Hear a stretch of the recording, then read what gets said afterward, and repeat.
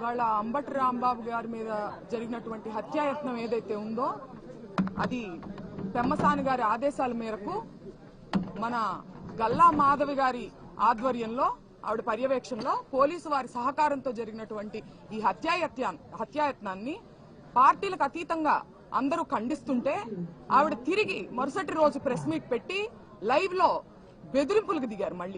నేను మళ్ళీ వస్తాను, మీ ఇంటికి పరామర్శకి వచ్చే వాళ్ళు ఆస్తులు అమ్ముకోవాలి అని ఆవిడ లైవ్ లో కూర్చుని మా కుటుంబ సభ్యుల్ని ఆవిడ హెచ్చరిస్తున్నారు.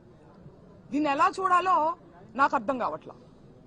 ఒక పక్కనేమో నేను సారీ అడగడానికే వచ్చానని చెప్తున్నారు, ఒక పక్కనేమో పరామర్శ అనే పదాన్ని ఉపయోగిస్తున్నారు. అంటే సారీ అడగడానికి వస్తే పరామర్శ ఎందుకు ఉంటుందండి? అంటే మీరు ఇండైరెక్ట్ గా మళ్ళీ దాడి చేస్తాను అని చెప్పి మీరు హెచ్చరిస్తున్నారు మమ్మల్ని. మీరేమనుకుంటున్నారు? గల్లా మాధవి గారిని నేను సూటిగా అడుగుతున్నా, మీరు మొదటిసారిగా ఎమ్మెల్యేగా గెలిచారు, మీకింత అధికార అహంకారం పనికి రాదు. మీరు వ్యవస్థల కన్నా పవర్ఫుల్ అనుకుంటున్నారా? న్యాయ వ్యవస్థ కన్నా, పోలీసు వ్యవస్థ కన్నా మీరు పవర్ఫుల్ అనుకుంటున్నారా?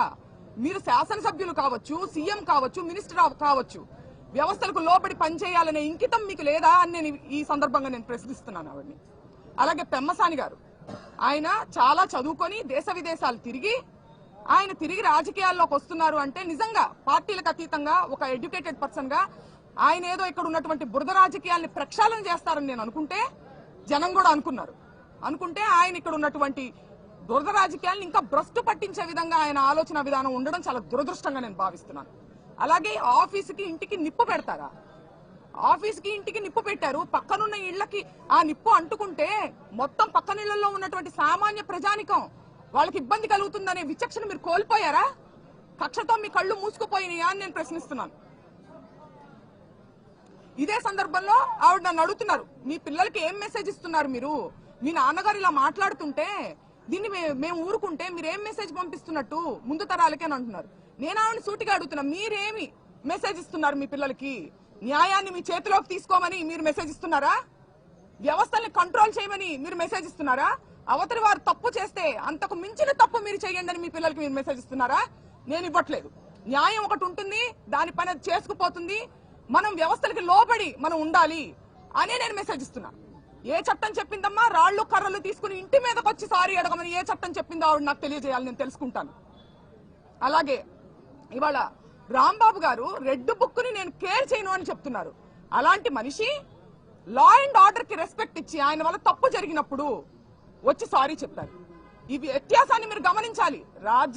రెడ్ బుక్ అనేది ఒక కక్షపూరితమైన చర్య, ఒక డెమోక్రసీలో జరగాల్సినటువంటి ఒక పని కాదు. కాబట్టి ఆయన దాన్ని ఎదిరించి ధైర్యంగా నిలబడి, ఒక పక్కనేమో ఆయన వల్ల తప్పు జరిగినప్పుడు జెంటిల్మెన్ గా ఆయన వచ్చి సారీ చెప్పడం జరిగింది. అయినా కూడా దాడి చేశారు. కానీ నేను చెప్తున్నాను, ఇవాళ అంబటి రాంబాబు గారు 2000 మంది చుట్టుముట్టిన ఇంటిని లోపల కూర్చుని ఒక్కళ్లే రాళ్లు రువ్వుతున్నా, కత్తులు దూస్తున్నా, గుణపాలు గోడల్లో నుంచి దిగుతున్నా ధైర్యంగా కూర్చున్నారు. ఆ ధైర్యం ఎక్కడిది? వ్యవస్థ మీద ఉన్నటువంటి నమ్మకమే ఆయనకు ఆ ధైర్యం ఇచ్చిందని నేను నమ్ముతున్నాను. కానీ వాళ్ళ వ్యవస్థని నిర్వీర్యం చేసి, పోలీసుల్ని డమ్మీ చేసి, పోలీసు వ్యవస్థ అనేది ఎంత పవర్ఫుల్, దాన్ని డమ్మీలుగా చేసి మీరు ఇంటి మీదకి వచ్చి ఆడవాళ్ల మీద కూడా దాడి చేస్తారా? మీరు గమనించుకోవాలి. అలాగే నేను పవన్ కళ్యాణ్ గారిని, చంద్రబాబు నాయుడు గారిని ఇద్దరిని నేను లా అండ్ ఆర్డర్ ని కాపాడమని నేను అడగడం జరిగింది. నేను అడిగితే మమ్మల్ని వాళ్ళు ప్రశ్నిస్తున్నారు. పవన్ కళ్యాణ్ గారు మీరు ఇప్పుడు గుర్తొచ్చారా, మీకు ఇప్పుడు గుర్తొచ్చారా అని మమ్మల్ని ప్రశ్నిస్తున్నారు. నేను వాళ్ళని సూటిగా అడుగుతున్నా, పవన్ కళ్యాణ్ గారిని తల్లిని తిట్టి మీరు ఓట్ల కోసం వచ్చేసరికి మీకు పవన్ కళ్యాణ్ గుర్తు రావచ్చునా? మాకు మటుకు లా అండ్ ఆర్డర్ ని కాపాడడానికి పవన్ కళ్యాణ్ గారు డిప్యూటీ సీఎం గా ఉన్నప్పుడు మేము అడగకూడదునా ఆయన్ని? ఇదేం న్యాయం అని నేను అడుగుతున్నా. నన్ను ప్రశ్నించే వాళ్ళందరినీ నేను అడుగుతున్నాను, మీరు పవన్ కళ్యాణ్ తిట్టినటువంటి వ్యక్తులను వాటేసుకుని మీరు నన్ను ఈ ప్రశ్న అందిస్తున్నారని సంధిస్తున్నారు. ఈ ప్రశ్న నేను నా పర్సనల్ రికమెండేషన్ కోసమో ఏదో ఫ్యామిలీ రికమెండేషన్ కోసమో నేను ఆయన అడగలేదండి.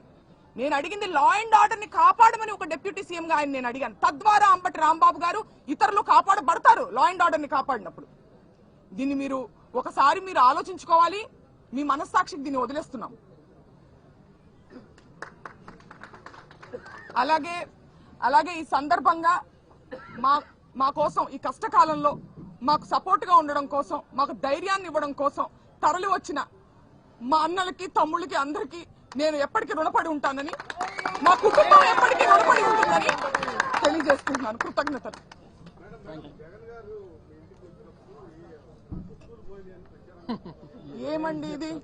ఏమి చేత కానప్పుడు ఏదో ఒకటి చేయాలి. వస్తువులు పోయినాయా? వాళ్ళు చూసారు, వాళ్లే తీసుకెళ్లారా ఏంటో చెప్పిన వాళ్ళు? అదంతా ఫేక్ న్యూస్ అండి. అది కేవలం ఏంటంటే దీన్ని ఏదో సైడ్ ట్రాక్ చేయాలి, ఇంకేదో రకంగా బురద చల్లాలి అని చెప్పి అలాంటివి చెప్తున్నారు.